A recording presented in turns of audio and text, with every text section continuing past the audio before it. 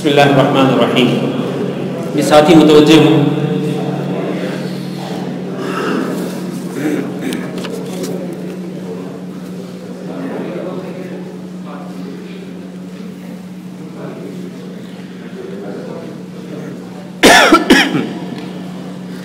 درس تفسیر کے بعد اب ہم درس حدیث شروع کرتے ہیں.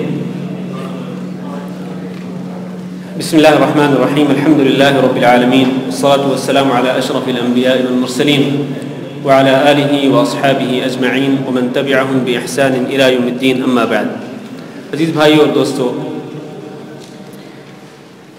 جیسا کہ آپ کو معلوم ہے کہ ہم نے حدیث کی کلاس کے لیے جو کتاب منتخب کی تھی وہ کتاب ہے، کیا نام ہے کتاب کا؟ عمدۃ الاحکام. یہ جو آپ کے سامنے ہے یہ کتاب ضیاء الکلام، یہ اس کی شرح ہے. یہ اصل کتاب جو ہے اس کا نام عمدۃ الاحکام ہے. یہ جو میرے ہاتھ میں ہے عمدۃ الاحکام. یہ کتاب جس طرح میں نے پہلے آپ کو بتایا تھا کہ الحافظ عبد الغنی المقدسی کی تالیف ہے، اور اس کتاب میں انہوں نے احکام و مسائل کے متعلق وہ احادیث جمع کر دی ہیں جو کہ صحیح بخاری اور صحیح مسلم میں ہیں. اور یہ بھی آپ کو بتایا تھا کہ صحیح بخاری اور صحیح مسلم کی احادیث متفق علیہ احادیث کہلاتی ہیں، اور یہ صحت کے سب سے اعلیٰ درجے پر فائز ہیں کہ ان سے زیادہ صحیح احادیث کوئی نہیں ہو سکتی ہیں. جو احادیث صحیح بخاری اور صحیح مسلم دونوں میں ہوں وہ متفق علیہ اور حدیث کی صحت کے لحاظ سے سب سے اعلیٰ درجے پر فائز ہوتی ہیں. تو سب سے پہلے ہم نے جو حدیث پڑھی تھی اس کا تعلق نیتوں کے ساتھ ہے.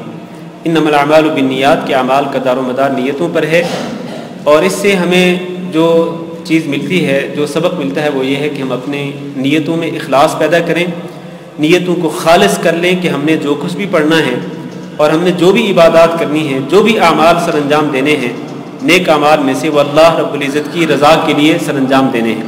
اخلاص نیت جو ہے وہ بہت ہی ضروری ہے.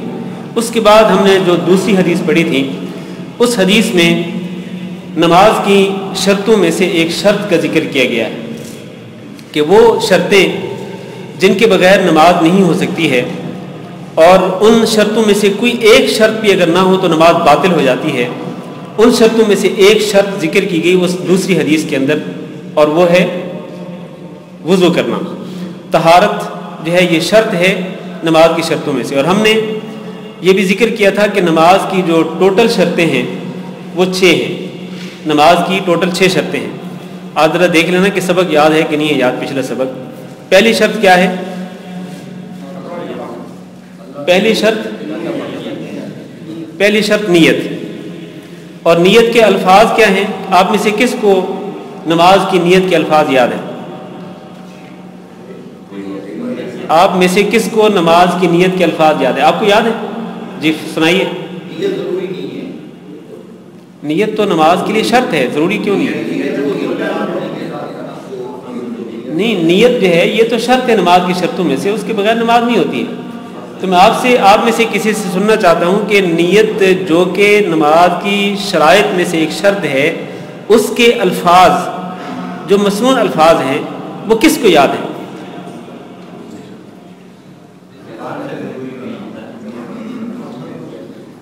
آپ کو یاد ہے؟ جی سنائیے. اگر فرض کی فجر کی 2 رکعت پر نماز پڑھ کر امام کے پیچھے یہ جیسے کرتے ہیں کہ 2 رکعت پر نماز پڑھو امام کے پیچھے کعبہ شریف سے کر کے نماز پڑھیں. نہیں سنانا دیں ان کو. جی سنائیں. ہاں بس یہی نیت ہے. ہاں جی آپ کو بھی یاد ہے. نیت جو ہے یہ دل کے ارادے کا نام ہے. اچھا، تو اس نیت کے الفاظ نہیں ہیں مسنون الفاظ؟ بالکل نہیں. یہ کیسے ہو سکتا ہے کہ نیت نماز کی شرطوں میں سے ایک شرط ہو کہ جس کے بغیر نماز نہیں ہو سکتی اور اس کے الفاظ نہ ہوں؟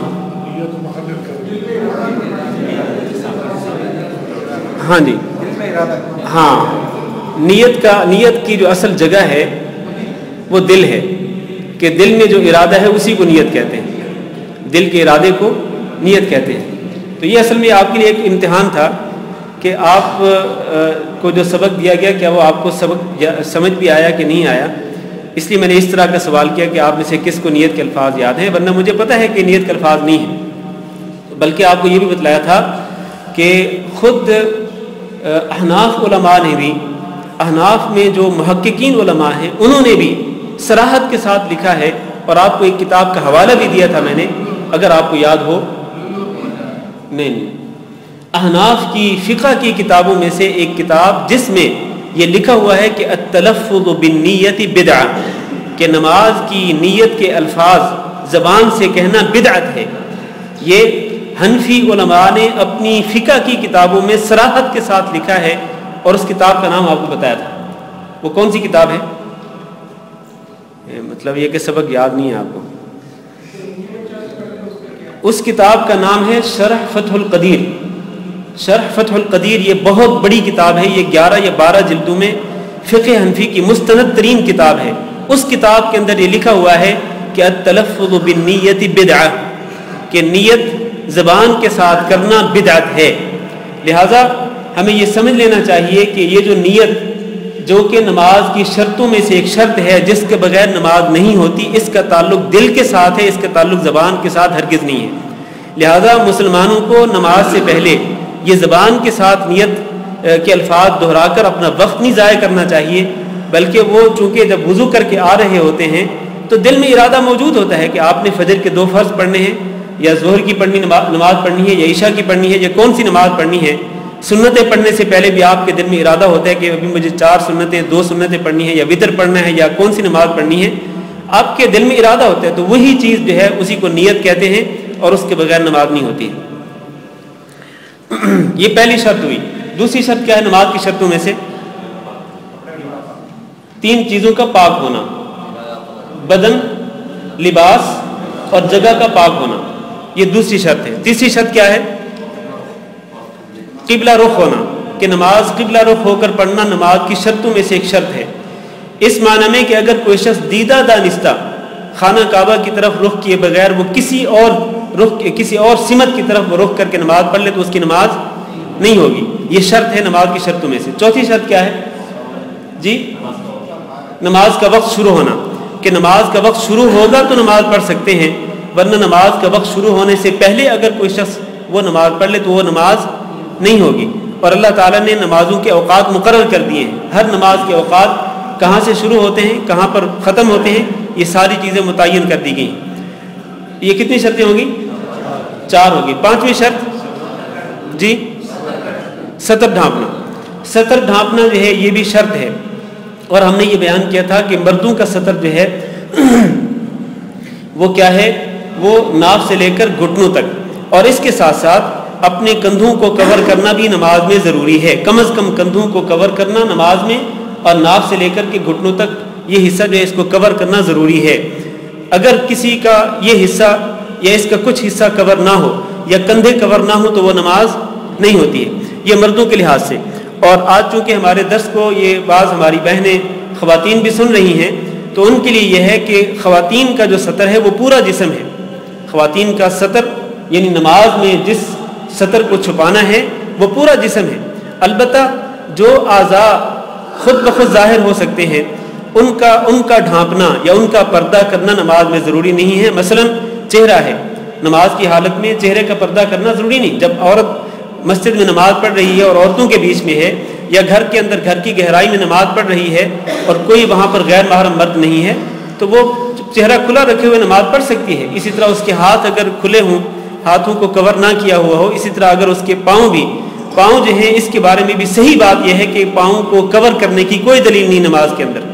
بعض حضرات جو خاص طور پر فقہ حنبلی سے تعلق رکھتے ہیں وہ یہ کہتے ہیں کہ نماز میں عورتوں کے لیے ضروری ہے کہ اپنے پاؤں کور رکھیں، وہ ساکس پہنے ہوئے یا موزے پہنے ہوئے یا کسی بھی طرح سے ان کے پاؤں ننگے نہیں ہونے چاہیے نماز کی حالت میں. یہ بات غلط ہے، اس کی کوئی دلیل نہیں ہے شرعی طور پر. تو یہ نماز کا سطر ہے عورتوں کے لیے. یہ کتنی شرطیں ہوگی؟ 5. چھٹی شرط کیا ہے؟ وضو اور مکمل طہارت. وضو اور مکمل طہارت. مکمل طہارت سے مراد یہ ہے کہ اگر کسی پر غسل فرض ہو جائے تو وہ غسل کیا ہوا ہو، اور اگر وضو ٹوٹا ہوا تو وضو کیا ہوا ہو. یہ دوسری حدیث میں یہی بات بیان کی گئی ہے۔ تیسری حدیث جو ہم نے پڑھی تھی اس کا تعلق تھا ایڑیوں کو خشک رہنے سے، کہ آپ نے فرمایا کہ ویل للعقاب من النار، ان ایڑیوں کے لیے وعید ہے جہنم کی آگ سے کہ جو وضو کے دوران خشک رہ جاتی ہیں۔ تو اس سے ہم نے یہ مسئلہ بھی بیان کیا تھا کہ وضو کے جو فرائض ہیں مکمل چہرہ دھونا، دونوں بازوؤں کو دھونا ہاتھوں سمیت، کوہنیوں سمیت، اور اسی طرح اپنے سر کا مسح کرنا اور اپنے پورے دونوں پاؤں کو ٹخنوں سمیت دھونا، یہ وضو کے فرائض ہیں۔ ان فرائض میں اگر کوئی حصہ خشک رہ جاتا ہے جن کو دھوتے ہیں، مثلا چہرہ ہے یا بازو ہے یا پاؤں ہے، اگر کوئی حصہ خشک رہ جاتا ہے تو وضو نہیں ہوگا، اور اگر وضو نہیں ہوگا تو پھر نماز نہیں ہوگی۔ تو یہ جو حدیث ہے یہ دراصل نبی صلی اللہ علیہ وسلم نے جب بعض صحابہ کرام کو دیکھا تھا کہ وہ جلدی میں وضو کر رہے تھے اور ان کی ایڑیاں خشک رہ گئی تھیں، تو آپ صلی اللہ علیہ وسلم نے فرمایا تھا کہ ویل للعقاب من النار، یہ ایڑیاں جو خشک رہ گئی ہیں ان کے لیے جہنم کی بہت سخت وعید ہے، جہنم کی آگ کی، لہٰذا وضو کرتے ہوئے مکمل وضو کرنا چاہیے، اور اس طرح سستی اور غفلت نہیں کرنی چاہیے کہ کوئی عضو جو ہے وضو کے اعضاء میں سے وہ خشک رہ جائے، خاص طور پر فرائض میں سے ایسا نہیں ہونا چاہیے، بلکہ مکمل وضو کرنا چاہیے۔ اس کے ساتھ ہی میں نے یہ تنبیہ بھی کی تھی پچھلے درس میں کہ مکمل وضو کرنے کا یہ مطلب ہرگز نہیں ہے کہ کسی عضو کو 3 سے زیادہ مرتبہ دھوئیں۔ 3 سے زیادہ مرتبہ دھونا، 4 یا 5 مرتبہ کسی عضو کو دھونا، یہ نبی کریم صلی اللہ علیہ وسلم کی حدیث کے مطابق ایک زیادتی ہے، یہ بہت بڑی برائی کا کام ہے، اور یہ ظلم ہے، یہ کیونکہ یہ حد سے تجاوز ہے۔ تو حد جو ہے وہ کیا ہے، وہ زیادہ سے زیادہ 3 مرتبہ دھونا ہے۔ یہ مسائل ہم نے اختصار کے ساتھ آج میں نے یہ ریوائز کیے ہیں، ریپیٹ کیے ہیں کہ ان لوگوں کے لیے کہ جو پچھلے ہمارے 2 درسوں میں نہیں آئے تھے، خصوصاً ہماری مائیں بہنیں۔ اب ہم اگلی چوتھی حدیث پڑھتے ہیں، اور آج ہم انشاءاللہ ایک ہی حدیث پڑھیں گے، تو اس کے بعد انشاءاللہ یہ درس ختم کر دیں گے، کیونکہ میں نے پہلے کہا ہے کہ آج کا درس مختصر ہوگا۔ چوتھی حدیث جو ہے اس میں عن ابی ہریرہ، جن کے پاس کتابیں ہیں وہ کتابیں کھول لیں، اور چوتھی حدیث جو ہے وہ میرے ساتھ ساتھ وہ مجھ سے سنیں، اور پھر یہ دیکھیں کہ میں کس طرح ایک ایک لفظ کا ترجمہ کرتا ہوں، پھر اس کے بعد انشاءاللہ اس کی مزید وضاحت کی جائے گی۔ عن ابی ہریرہ رضی اللہ عنہ ان رسول اللہ صلی اللہ علیہ وسلم قال اذا توضأ احدكم فليجعل في انفه ماء ثم لينتثر ومن استجمر فليوتر وإذا استيقظ أحدكم من نومه فليغسل يديه قبل أن يدخلهما في الإناء 3 فإن أحدكم لا يدري أين باتت يده وفي لفظ لمسلم فليستنشق بمنخريه من الماء وفي لفظ من توضأ فليستنشق۔ حضرت ابو ہریرہ رضی اللہ تعالیٰ عنہ سے روایت ہے کہ رسول اکرم صلی اللہ علیہ وسلم نے ارشاد فرمایا اذا توضأ احدکم، جب وضو کرے تم میں سے کوئی شخص، اذا توضأ، جب وضو کرے، احدکم، تم میں سے کوئی شخص، فلیجعل فی انفہ ماء، تو وہ اپنی ناک میں پانی ڈالے، وہ اپنی ناک میں پانی ڈالے، ثم لینتصر، پھر وہ اس کو جھاڑ دے، ومن استجمر، اور جو شخص استنجا کرے پتھروں کے ساتھ یا ڈھیلوں کے ساتھ، فلیوتر، تو وہ طاق عدد میں وہ پتھر یا ڈھیلے استعمال کرے، وَإِذَا اسْتَيْقَظَ أَحَدُكُمْ، اور جب بیدار ہو تم میں سے کوئی شخص، استيقظ کا معنی ہے بیدار ہونا، اور جب بیدار ہو تم میں سے کوئی شخص من نومہ، اپنی نیند سے، فَلْيَغْسِلْ يَدَيْهِ، تو وہ دھو لے اپنے دونوں ہاتھوں کو، قبل ان یدخلہما، اس سے پہلے کہ وہ ان ہاتھوں کو داخل کرے، فی الاناء، کسی برتن میں، 3 مرتبہ وہ ان کو دھو لے، فإن أحدکم، کیونکہ تم میں سے کوئی شخص، لا یدری، نہیں جانتا، این باتت یدہ، کہ اس کے ہاتھ نے رات کہاں گزاری ہے، وفی لفظ لمسلم، اور مسلم شریف کی ایک روایت میں ہے کہ فلیستنشق، کہ وہ استنشاق کرے، استنشاق کا معنی کیا ہے کہ وہ پانی چڑھائے، بمنخرہ، اپنی نتنوں میں، ناک کے دونوں سائیڈوں میں اپنی نتنوں میں وہ پانی چڑھائے، من الماء، پانی سے، وفی لفظ، اور ایک دوسری روایت میں ہے کہ من توضأ، جو شخص وضو کرے، فلیستنشق، تو وہ استنشاق کرے، مطلب ناک میں پانی چڑھا کے ناک کو جھاڑ دے اور اس کو صاف کر دے۔ اب دیکھیں یہ ہے حدیث اور اس حدیث کا ترجمہ۔ اس حدیث مبارک میں نبی کریم صلی اللہ علیہ وسلم نے چند احکامات دیے ہیں، اور ان احکامات کا تعلق وضو کے ساتھ ہے۔ ان احکامات کا تعلق کس کے ساتھ ہے؟ وضو کے ساتھ۔ پہلا حکم یہ ہے آپ صلی اللہ علیہ وسلم کا کہ اذا توضأ احدکم، کہ تم میں سے کوئی شخص جب وضو کرے تو وہ اپنے ناک میں پانی ڈالے، ثم لینتصر، پھر وہ اپنے ناک کو جھاڑ دے، اس کو صاف کر دے۔ یہاں پر ایک چیز قابل غور ہے، وہ یہ ہے کہ توضأ کا جو لفظ ہے یہ ماضی کا صیغہ ہے۔ توضأ یہ ماضی کا لفظ ہے۔ جب تم میں سے کوئی شخص وضو کرے، مطلب وضو کر لے، تو فلیجعل فی انفہ ماء، تو وہ اپنے ناک میں پانی ڈالے۔ کیا اس کا مطلب یہ ہے کہ وضو کرنے کے بعد ناک میں پانی ڈالنا ہے؟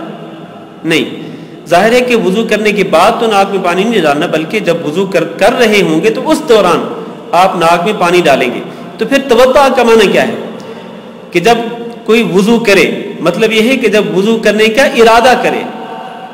اذا اراد احدکم ان یتوضأ، جب تم میں سے کوئی شخص وضو کا ارادہ کرے تو پھر وہ کیا کرے؟ پھر وہ اپنی ناک میں پانی ڈالے۔ یہ ارادے کا لفظ کہاں سے آ گیا؟ دیکھیں قرآن مجید کے اندر آپ دیکھیں کئی مقامات پر اللہ تعالیٰ نے کئی احکامات دیے ہیں، تو وہاں پر احکامات کا معنی ارادہ کرنا ہے۔ مثلا اللہ تعالیٰ نے فرمایا یا ایھا الذین آمنوا، اے ایمان والو، اذا قمتم الی الصلاۃ، اذا قمتم الی الصلاۃ، جب تم کھڑے ہو جاؤ نماز کے لیے یا نماز کی طرف، تو پھر کیا کرو؟ فاغسلوا وجوہکم وایدیکم الی المرافق، کہ تم اپنے چہروں کو دھو اور اپنے بازوؤں کو کوہنیوں سمیت دھوئیں اور اپنے سروں کا مسح کریں اور اپنے پاؤں کو دھو لیں۔ کیا اس کا مطلب یہ ہے کہ جب نماز کے لیے کھڑے ہو جائیں، نماز کے لیے جب آپ کھڑے ہو جائیں اپنے مصلی پر یا صف میں آپ کھڑے ہو جائیں تو اس وقت آپ اپنے چہروں کو دھوئیں؟ کیا اس کا یہ مطلب ہے؟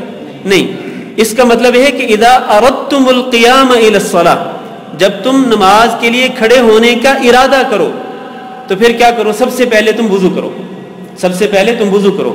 تو یہاں قمتم الی الصلاۃ کا معنی کیا ہے؟ اذا اردتم القیام الی الصلاۃ، جب تم ارادہ کرو نماز کے لیے کھڑے ہونے کا تو پھر تم اس طرح وضو کر لو۔ اس کی ایک اور دلیل آپ کو دیتا ہوں۔ اللہ تعالیٰ نے فرمایا فَإِذَا قَرَأْتَ الْقُرْآنَ فَاسْتَعِذْ بِاللَّهِ مِنَ الشَّيْطَانِ الرَّجِيمِ، جب تم قرآن پڑھو، اذا قرأت القرآن، جب تم قرآن پڑھو، فاستعذ باللہ، تو اللہ تعالیٰ کی پناہ طلب کرو، من الشیطان الرجیم، شیطان مردود سے۔ تو کیا اس کا مطلب یہ ہے کہ جب آپ قرآن پڑھ کے فارغ ہو جائیں تو پھر آپ شیطان سے اللہ تعالیٰ کی پناہ طلب کریں، اعوذ باللہ من الشیطان الرجیم بعد میں پڑھیں؟ کیا اس کا یہ مطلب ہے؟ نہیں، بلکہ اس کا مطلب یہ ہے کہ اذا اردت قراءۃ القرآن فاستعذ باللہ من الشیطان الرجیم، کہ جب آپ قرآن مجید کو پڑھنے کا ارادہ کریں تو سب سے پہلے کیا کریں؟ اعوذ باللہ پڑھیں اور پھر قرآن مجید کی تلاوت کریں۔ تو اس طرح کئی مقامات پہ اللہ رب العزت ایک حکم دیتا ہے، وہاں پر اس حکم کا معنی یہ ہے کہ آپ جب یہ کام کرنا چاہتے ہیں تو پھر آپ یوں کریں۔ بالکل اسی طرح اس حدیث میں نبی صلی اللہ علیہ وسلم نے فرمایا کہ اذا توضأ احدکم، جب وضو کرے تم میں سے کوئی شخص، مطلب جب وضو کرنے کا ارادہ کرے تم میں سے کوئی شخص تو پھر وہ کیا کرے؟ وضو کے دوران فلیجعل فی انفہ ماء، تو وہ اپنے ناک میں پانی ڈالے، ثم لینتصر، پھر ناک میں پانی ڈالنے کے بعد، ناک میں پانی ڈالنے کا مطلب کیا ہے؟ ذرا الفاظ پہ غور کریں۔ فلیجعل، یجعل کا معنی ڈالنا، کہ وہ اپنے ناک میں پانی ڈالے۔ اس کا مطلب یہ نہیں کہ چلو بھر کر ناک کو پانی لگا لیں، نہیں، ناک کو پانی لگانا غلط ہے۔ در حقیقت ناک میں پانی ڈالنا ہوتا ہے کہ آپ چلو میں پانی بھریں اور اس کو ناک میں ڈالیں، اپنی سانس کے ساتھ اس کو اوپر کی طرف کھینچیں، یہ ہوتا ہے استنشاق، جس کا بھی بعد میں تذکرہ آ رہا ہے کہ آپ اپنے چلو میں پانی بھر کر ناک کے قریب کر کے اس کو ناک کے اندر ڈالیں اور اس کو سانس کے ساتھ اوپر کی طرف کھینچیں۔ یہ معنی ہے اس کا کہ فلیجعل فی انفہ ماء، کہ وہ اپنے ناک میں پانی ڈالے، ڈالنے کے بعد کیا کرنا ہے؟ وہ ناک میں جو پانی گیا اس کو نگل لیں گلے کے ذریعے، نہیں، ثم لینتصر، پھر اس کو نکال دے، اس کو جھاڑ دے، ناک کو جھاڑ کے اس کو صاف کر دے، وہ جو پانی اندر گیا اس کو صاف کر دے۔ اور دیکھیں یہ ایک نبوی حکم ہے، یعنی نبی کریم صلی اللہ علیہ وسلم نے اپنی زبان نبوت کے ساتھ ایک حکم دیا کہ آپ ناک میں پانی چڑھائیں اور پھر اس پانی کو نکال دیں. اور اس میں ایک طب نبوی بھی ہے, نبی صلی اللہ علیہ وسلم کی طب بھی ہے اس میں, اور وہ یہ ہے کہ اگر آپ اس طرح کریں گے, ناک میں کم از کم 5 مرتبہ اگر آپ وضو کریں دن اور رات میں, اور آپ ہر مرتبہ وضو کرتے ہوئے ناک میں پانی چڑھائیں اور پھر آپ نکال دیں, اس سے کیا ہوگا کہ ناک کے اندر جو مواد ہے وہ خارج ہوگا. اور خاص طور پر وہ لوگ جو الرجی کے مریض ہوتے ہیں, اگر وہ مسلسل اس طرح کرتے رہیں, خصوصاً اس وقت جب ان کو بہت زیادہ چھینکیں آ رہی ہوں, بہت زیادہ الرجی محسوس کر رہے ہوں, تو وہ تجربہ کر کے دیکھ لیں کہ چلے جائیں, آپ وضو نہ بھی کریں, آپ کا نماز پڑھنے کا ارادہ نہیں, صرف آپ اپنی الرجی کو کچھ دیر کے لیے آپ ٹھنڈا کرنا چاہتے ہیں, اس کو روکنا چاہتے ہیں, تو صرف آپ چلے جائیں پانی کی طرف, اور پانی اپنے چلوں میں بھر کر آپ ناک میں ڈالیں, اس کو سانس کے ذریعے اوپر کی طرف کھینچیں اور وہ پانی پھر نکال دیں. آپ کا ناک صاف ہو جائے گا اور آپ کو بہت حد تک سکون ملے گا, بہت حد تک آپ کو سکون ملے گا. یہ ایک طبی فائدہ ہے اس میں ناک میں پانی چڑھانے اور ناک کو صاف کرنے کا. اس کے بعد فرماتے ہیں اللہ کے نبی صلی اللہ علیہ وسلم کہ وَمَنِ اسْتَجْمَرَ فَلْيُوتِرْ, تم میں سے جو شخص استنجا کرے پتھروں کے ساتھ یا ڈھیلوں کے ساتھ. جیسے کہ آپ کو معلوم ہے کہ پہلے دور کے اندر اس طرح باتھ روم, ٹوائلٹ وغیرہ نہیں بنے ہوتے تھے کہ جہاں لوگ اپنی حاجت پوری کرتے اور پانی کے ساتھ استنجا کر لیتے. ایسا نہیں ہوتا تھا, بلکہ لوگ کھلے میدان میں جاتے تھے. اور خود نبی کریم صلی اللہ علیہ وسلم سے بھی اس طرح کی احادیث روایت کی گئی ہیں کہ آپ باہر چلے جاتے تھے, حتیٰ کہ جب لوگوں کی نظروں سے اوجھل ہو جاتے تو پھر آپ صلی اللہ علیہ وسلم کسی دیوار کی اوٹ لے کر, کسی درخت کا پردہ لے کر آپ صلی اللہ علیہ وسلم وہاں اپنی حاجت پوری کرتے تھے. تو ظاہر ہے کہ وہاں پانی نہیں ہوتا تھا, تو پھر وہ لوگ کیا کرتے تھے, وہ مٹی کے ڈھیلوں کو استعمال کرتے تھے یا پتھر یوز کرتے تھے.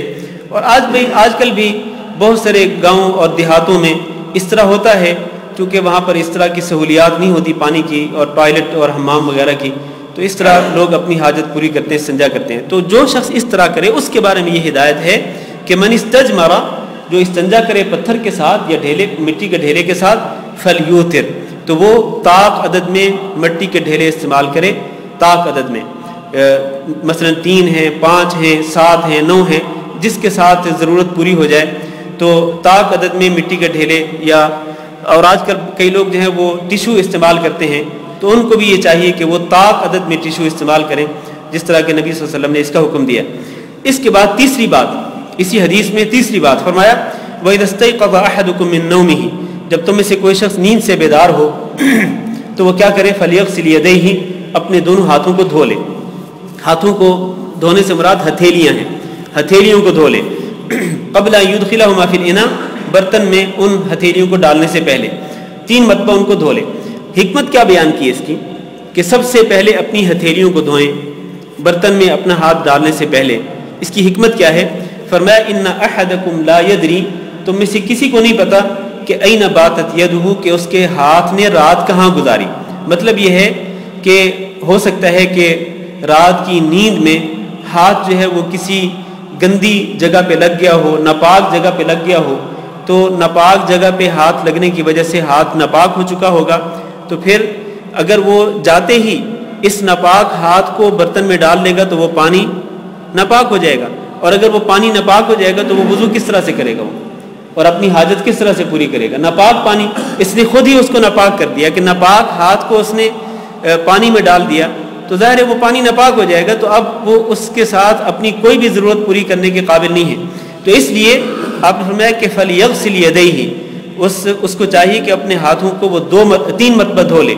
جب وہ 3 مرتبہ اپنے ہاتھوں کو دھو لے, یعنی اس کے ہاتھ پاک ہو جائیں, تو پھر وہ اپنے اس برتن کے اندر ہاتھ ڈال کر وہ وضو کر سکتا ہے. جس طرح کہ آگے حدیثوں میں آئے گا کہ آپ صلی اللہ علیہ وسلم کے سامنے جب وضو کا برتن رکھا جاتا, وضو کے پانی کا برتن رکھا جاتا, تو آپ کیا کرتے کہ آپ اس برتن کو اونڈیلتے تھے. یعنی کہ آپ برتن میں ہاتھ ڈال کر چلو بھر کے پھر آپ دوسرے ہاتھ میں ڈال کے وضو کرتے نہیں, ایسا نہیں. سب سے پہلے آپ برتن سے پانی اونڈیلتے اور 3 مرتبہ اپنی ہتھیلیوں کو دھو لیتے. جب ہتھیلیاں پاک ہو جاتی, اس کے بعد آپ صلی اللہ علیہ وسلم اس پانی کے اندر ہی, برتن کے اندر ہی ہاتھ ڈالتے تھے اور چلو بھر کر پھر آپ کلی کرتے, پھر آپ اپنے منہ کو دھوتے, پھر اسی طرح پورا وضو مکمل کرتے. تو یہ در حقیقت ایک حکمت ہے اس میں کہ وہ پانی جو ہے وہ ناپاک نہ ہونے پائے اگر وہ ہاتھ ناپاک ہو چکا ہو تو. اور اس پر کوئی شخص اعتراض بھی کر سکتا ہے آج کے دور میں، جیسے کہ آپ جانتے ہیں کہ آج مطلب اس دور کے اندر جدت ہے، نیا دور ہے اور بڑی سہولتیں بھی ہیں، آسائشیں بھی ہیں. ایک شخص جو ہے وہ رات کو جب سوئے تو اس کے ہاتھ بالکل پاک ہوتے ہیں، ہو سکتا ہے صابن کے ساتھ وہ ہاتھ دھو کر کے وہ سویا ہو، اور جب وہ سویا اور سونے کے بعد چونکہ موسم کے مطابق خاص طور پر گرمی کا موسم ہو تو اے سی چل رہا ہوتا ہے، پسینہ آنے کا تو بالکل چانس ہی نہیں ہے، اس کا تو موقع ہی نہیں ہے کہ پسینہ آئے اور اس کے جسم سے کوئی ایسی کوئی گندی ناپاک چیز ہو کہ جس کے ساتھ اس کا ہاتھ ملوث ہو جائے، ایسا نہیں ہوتا ہے. تو یہ جدید سہولتوں کے اندر اگر کوئی شخص یہ کہے کہ جی مجھے تو یقین ہوتا ہے جب میں صبح اٹھتا ہوں تو مجھے یقین ہوتا ہے کہ میرا ہاتھ ناپاک نہیں ہوا، تو کیوں میں خواہ اپنے ہاتھ سب سے پہلے اپنے ہاتھوں کو دھوؤں اور پھر میں وضو کروں، تو مجھے تو ضرورت ہی نہیں ہے. ہم کہتے نہیں، یہ بات آپ کی غلط ہے، یہ بات آپ کی درست نہیں ہے. کیوں؟ اس لیے کہ آپ صلی اللہ علیہ وسلم نے یہ ارشاد فرمایا کہ اذا استيقظ احدكم من نومه، تم میں سے کوئی بھی شخص جب وہ اپنی نیند سے بیدار ہو کسی بھی وقت کسی بھی موسم میں اور کتنی سہولتیں کیوں نہ ہوں، نبی صلی اللہ علیہ وسلم کے اس حکم پہ عمل کرنا پڑے گا کہ آپ اپنے ہاتھوں کو دھوئیں، اپنی ہتھیلیوں کو سب سے پہلے اپنی ہتھیلیوں پر پانی بہائیں، چاہے پاک کیوں نہ ہوں. آپ کو اگر 100% یقین ہے کہ یہ ہتھیلیاں پاک ہیں اور ان ہتھیلیوں کو کوئی ناپاک چیز نہیں لگی تو وہ پھر بھی نبی صلی اللہ علیہ وسلم کے اس حکم پہ ضرور عمل کرے اور سب سے پہلے وہ اپنی ان ہتھیلیوں کو دھو لے. اس کے بعد وہ اگر برتن کے اندر اپنے ہاتھ ڈالنا چاہتے ہیں تو وہ ڈالے اور پھر وہ وضو مکمل کرے. کہتے ہیں کہ وفی لفظ لمسلم، مسلم کی ایک روایت میں ہے کہ فلیستنشق بمنخریہ من الماء، کہ وہ اپنی نتنوں میں پانی چڑھائے. منخر کہتے ہیں ایک نتنے کو، اور منخرین کہتے ہیں دو نتنوں کو. یہ جو ناک کے دو حصے ہیں رائٹ اور لیفٹ، تو دونوں نتنوں کے اندر پانی چڑھائے اور پھر اس کو نکال دے. اور دوسری روایت میں کہ من توضأ فلیستنشق، جو وضو کرے تو وہ استنشاق کرے. یہاں پر ایک بات جو قابل توجہ ہے وہ یہ ہے کہ یہ دونوں جو روایتیں ہیں صحیح مسلم کی، ان کو الگ سے ذکر کرنے کا مقصد کیا ہے؟ حالانکہ پہلی جو حدیث ابھی ہم نے پڑھی ہے اس حدیث کے اندر یہ واضح حکم ہے کہ جب کوئی شخص وضو کرنے کی ارادہ کرے تو اپنے ناک میں پانی ڈالے اور پھر وہ اس پانی کو جھاڑ دے، اس کو صاف کر دے. لیکن بعد میں یہ مسلم شریف کی جو دو روایتیں ہیں جن کے اندر فلیستنشق کے لفظ ہے کہ استنشاق کرے، پانی چڑھائے اور اس کو صاف کرے، یہ الفاظ کیوں ہیں؟ یہ در حقیقت مصنف اس کتاب کے جو مؤلف ہیں وہ یہ بات ثابت کرنا چاہتے ہیں کہ نبی کریم صلی اللہ علیہ وسلم نے ناک میں پانی چڑھانے کا امر دیا ہے، حکم دیا. یہ فلیستنشق کے جو لفظ ہیں یہ امر کا صیغہ ہے، یہ امر کا یہ حکم ہے کہ وہ اپنے نتنوں میں پانی چڑھائے، استنشاق کرے. یہ حکم دیا جا رہا ہے نبی صلی اللہ علیہ وسلم کی طرف سے. تو اس سے یہ ثابت ہوتا ہے چونکہ امر ہے نبی صلی اللہ علیہ وسلم کا، تو یہ چیز، یہ جو عمل ہے استنشاق کرنا، ناک میں پانی چڑھانا، یہ واجب ہے. یہ مؤلف جو ہیں ان الفاظ کو دوبارہ ذکر کر کے یہ ثابت کرنا چاہتے ہیں کہ وضو کے اندر ناک میں پانی چڑھانا واجب ہے. اگر کوئی شخص دیدہ دانستہ وضو کے دوران ناک میں پانی نہیں چڑھاتا اور وہ ناک میں پانی چڑھائے بغیر ہی وضو کر لیتا ہے، یا جس طرح کہ عام طور پر لوگ کرتے ہیں کہ بس پانی لگاتے ہیں ناک کو اور ناک میں پانی چڑھاتے نہیں ہیں، تو اس حدیث کے مطابق وہ شخص گنہگار ہوگا. وہ شخص کیوں؟ اس لیے کہ اس نے نبی صلی اللہ علیہ وسلم کے ایک امر کو چھوڑا ہے، ایک حکم کو چھوڑا ہے. امر دیا جا رہا ہے کہ وہ استنشاق کرے. اور یہ تمام محدثین کا اور تمام مفسرین کا اتفاق ہے اس بات پر کہ امر جو ہے نا، چاہے وہ قرآن میں ہو چاہے وہ حدیث میں ہو، امر جو ہے یہ وجوب کے لیے ہوتا ہے. امر کس کے لیے ہوتا ہے؟ وجوب کے لیے ہوتا ہے. الا یہ کہ اگر کوئی دلیل موجود ہو جس کی بنا پر اس امر کو ہم وجوب کے لیے نہ لیں بلکہ استحباب کے لیے لیں تو وہ ممکن ہے. اگر کوئی دلیل موجود ہو کہ جس کی بنا پر وہ امر وجوب کے لیے نہ ہو بلکہ استحباب کے لیے ہو تو وہ ممکن ہے، ایسا ہو سکتا ہے. لیکن ورنہ یعنی جو اصول ہے، جو قاعدہ ہے، جو ضابطہ ہے شریعت کا قرآن اور حدیث کے اندر، وہ یہ ہے کہ ہر امر وجوب کے لیے ہوتا ہے. لہذا اس قاعدے اور اس ضابطے کو سامنے رکھتے ہوئے ہمیں یہ ماننا پڑے گا کہ وضو کے دوران استنشاق کرنا، ناک میں پانی ڈالنا اور ناک سے پھر پانی جھاڑ دینا، یہ واجب ہے اگر کوئی شخص دانستہ طور پر اس کو چھوڑے گا تو وہ گنہگار ہوگا، نبی صلی اللہ علیہ وسلم کے اس حکم کو چھوڑنے والا ہوگا، اور نبی کے حکم کو چھوڑنے والا یقیناً گنہگار ہوتا ہے۔ اللہ یہ کہ اگر کوئی شخص بھول کر اس سے یہ چھوٹ گیا تو پھر کوئی حرج نہیں ہے، لیکن دانستہ طور پر بہرحال اس کو نہیں چھوڑنا چاہیے۔ یہ وہ حدیث ہے جو 4 نمبر میں ذکر کی گئی ہے۔ اس حدیث کا خلاصہ ذکر کر کے میں درس ختم کرتا ہوں۔ اس حدیث میں نبی کریم صلی اللہ علیہ وسلم نے 3 باتوں کا حکم دیا ہے۔ نبی صلی اللہ علیہ وسلم نے 3 باتوں کا حکم دیا ہے۔ ایک تو یہ کہ وضو کے دوران وہ ناک میں پانی چڑھائے اور ناک کو جھاڑ دے۔ دوسرا یہ کہ جب وہ استنجا کرے مٹی کے ڈھیلوں کے ساتھ یا پتھروں کے ساتھ تو وہ طاق عدد میں مٹی کے ڈھیلے یا پتھر استعمال کرے۔ تیسرا حکم جو ہے وہ ہے کہ جب کوئی شخص نیند سے بیدار ہو، اور یہاں یہ بھی بتا دوں کہ من نومہ کے جو الفاظ ہیں نا کہ وہ اپنی نیند سے جب بیدار ہو، تو اس نیند میں ہر نیند آتی ہے، ساری نیند، چاہے وہ نیند رات کی ہو چاہے وہ دن کی ہو، اور چاہے وہ نیند زیادہ ہو چاہے وہ کم ہو۔ یہ بھی محدثین نے اس یہاں پر ایک نقطہ ذکر کیا ہے کہ جب بھی کوئی شخص نیند سے بیدار ہو، کسی بھی نیند سے، تو نیند سے بیدار ہونے کے بعد اس کو چاہیے کہ وہ اپنے ہاتھوں کی ہتھیلیوں کو 3 بار دھو لے اور اس کے بعد وہ کوئی اور کام کرے۔ تو اسی پر ہم اکتفا کرتے ہیں۔ انشاءاللہ آئندہ درس سے ہم کوشش کریں گے کہ جب یہ مغرب کے بعد شروع ہوگا یہ درس، تو انشاءاللہ ہم کوشش کریں گے کہ اس درس کی ذرا سپیڈ جو ہے، اس کی رفتار ذرا زیادہ کریں تاکہ ہم زیادہ سے زیادہ احادیث سے مختصر سے وقت میں پڑھ لیں۔ اللہ تعالیٰ سے دعا ہے کہ اللہ ہم سب کو سمجھنے کی توفیق دے اور عمل کرنے کی توفیق دے۔ جزاکم اللہ خیر۔ کسی بھائی نے کوئی سوال کرنا ہو تو کر سکتے ہیں، اگر سوال کرنا چاہتے ہوں تو۔ یہ انشاءاللہ آئے گا، یہ اس وقت تک چھوڑ دیں اس کو، انشاءاللہ آئے گا یہ مسئلہ۔ ہاں جی، نماز قضا ہو گئی تو ظاہر ہے کہ جب آپ نماز قضا پڑھنا چاہتے ہوں گے تو آپ کے دل میں ارادہ ہوگا کہ یہ نماز میں قضا پڑھ رہا ہوں، تو وہی نیت ہے، اس کے علاوہ کوئی اور نیت نہیں ہے اس کی۔ ہاں جی، یہ مسائل آئیں گے ویسے، لیکن میں اختصار کے ساتھ آپ کو بتا دوں کہ ساکس پہنے ہوئے ہیں تو مسح ہو سکتا ہے، لیکن شرط یہ ہے کہ جب آپ نے ساکس پہنے ہیں اس وقت آپ مکمل طہارت کی حالت میں تھے، کہ آپ پر اگر غسل تھا تو کر لیا تھا آپ نے، اور وضو بھی کر لیا تھا آپ نے، مکمل وضو کی حالت میں تھے آپ، اور پھر آپ نے ساکس پہن لیے، موزے یا جرابیں آپ نے پہن لیے، تو اس کے بعد جب آپ کا وضو ٹوٹے گا اور دوبارہ آپ وضو کرنا چاہیں گے تو پھر آپ اس دوران آپ اپنی ساکس پر مسح کر سکتے ہیں، اس میں کوئی حرج نہیں ہے۔ ہاں جی، وضو سے پہلے بسم اللہ پڑھنا چاہیے۔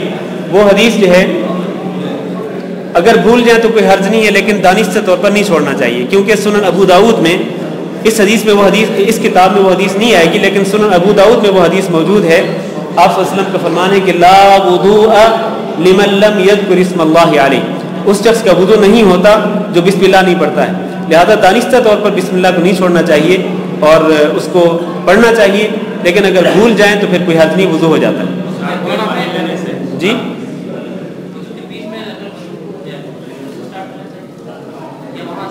ہاں، وضو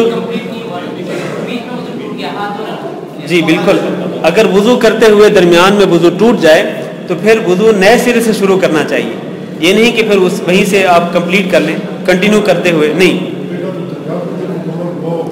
جی ہاں صحیح بات ہے۔ توبہ اور تحت المجید نیت جو ہے دونوں بھی 2 رکعت پڑھ سکتے ہیں، 2 نیت ایک ہی لے کر ہاں کر سکتے ہیں، جی جی، ایک ہی نیت کے ساتھ دونوں نمازیں، ایک جی بالکل، صلاۃ الاستخارہ بھی اسی طرح ایک ہی نیت کے ساتھ 2 نمازیں ہو سکتی ہیں۔ مثلا آپ نے سنتیں پڑھی فرض نماز سے پہلے یا فرض نماز کے بعد کی سنتیں آپ نے پڑھی، سنتوں کو پڑھتے ہوئے آپ نے نیت کر لی کہ یہ استخارہ کی نماز بھی ہے تو ہو جائے گی، دونوں نیتوں کے ساتھ ایک ہی نماز جو ہے وہ ایک ہی نیت کے ساتھ دونوں نمازیں ہو جائیں گی۔ جزاکم اللہ خیرا۔ سبحانک اللہ۔